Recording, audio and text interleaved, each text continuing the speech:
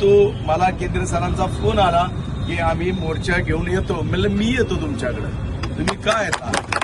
म्हणलं जिथे असेल तिथं मी मोर्चाचं निवेदन स्वीकारेल आणि निश्चितपणे तुमचं योग्य ठिकाणी योग्य टेबलवर कागद नेऊन पोहोचवणे आणि तिथे केंद्र सरकारांची चर्चा घडवणे यासाठी मी तुमच्याकडे आलेलो आहे.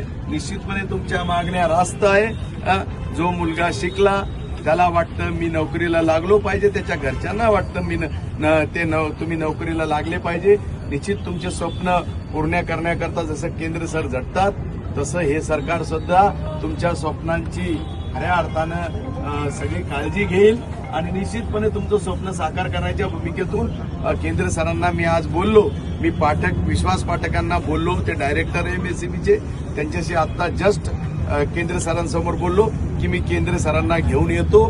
त्यांच्या काय मागण्या आहे त्या मागण्याचा विचार करावा.